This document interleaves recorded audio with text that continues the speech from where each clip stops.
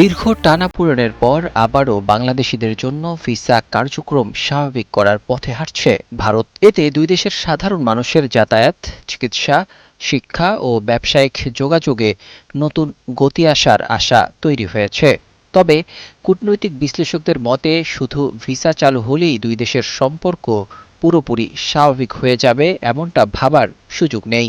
বরং এখনই সামনে এসেছে অন্তত তিনটি বড় চ্যালেঞ্জ, যেগুলোর সমাধানের উপরই নির্ভর করবে বাংলাদেশ ভারত সম্পর্কের ভবিষ্যৎ। প্রথম এবং সবচেয়ে গুরুত্বপূর্ণ ইস্যু হল গঙ্গার পানি বণ্টন চুক্তি। ১৯৯৬ সালে স্বাক্ষরিত ৩০ বছরের এই চুক্তির মেয়াদ চলতি বছরের ডিসেম্বরেই শেষ হতে যাচ্ছে।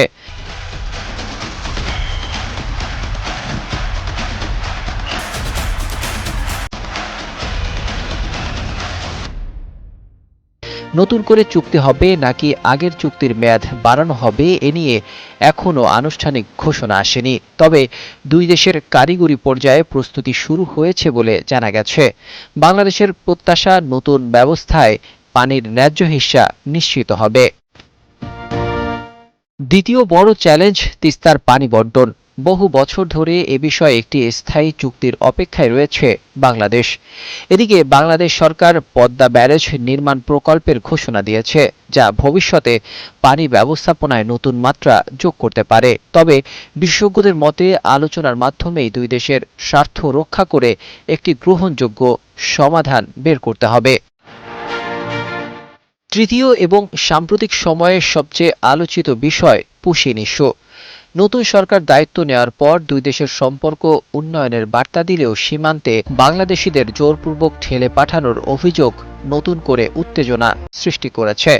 কেন এমন ঘটনা ঘটছে এবং এটি বন্ধে কি পদক্ষেপ নেওয়া হবে, সেটি এখন গুরুত্বপূর্ণ প্রশ্ন হয়ে দাঁড়িয়েছে। বিশ্লেষক মোহাম্মদ সুফিউর রহমানের মতে, দুই দেশের সম্পর্কের ভিত্তি হতে হবে সাধারণ মানুষ।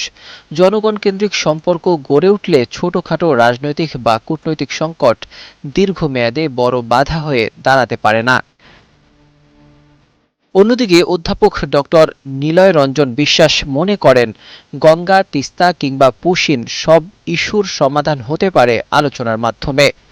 একই সঙ্গে তিনি বলেন, বাংলাদেশকে নিয়ে ভারতের বিভিন্ন মহল, বিশেষ করে পশ্চিমবঙ্গের রাজনৈতিক অঙ্গনে যেসব মন্তব্য করা হয় তা দুই দেশের সম্পর্কের ক্ষেত্রে অস্বস্তি তৈরি করে। তাই এমন বক্তব্য এড়িয়ে পারস্পরিক সম্মান ও আস্থার পরিবেশ বজায় রাখা জরুরি। ভারতের ভিসা কার্যক্রম স্বাভাবিক হওয়া নিঃসন্দেহে ইতিবাচক পদক্ষেপ। তবে সম্পর্কের প্রকৃত অগ্রগতি নির্ভর করবে গঙ্গার পানি চুক্তির ভবিষ্যৎ, তিস্তার ন্যায্য পানি বণ্টন এবং সীমান্তে পুশিনের মতো স্পর্শকাতর ইস্যুগুলোর বাস্তবসম্মত সমাধানের উপর। অর্থাৎ ভিসা চালু হয়েছে, কিন্তু বাংলাদেশ ভারত সম্পর্কের সবচেয়ে কঠিন পরীক্ষাগুলো এখনো সামনে। ডেস্ক রিপোর্ট, ২১শে টেলিভিশন।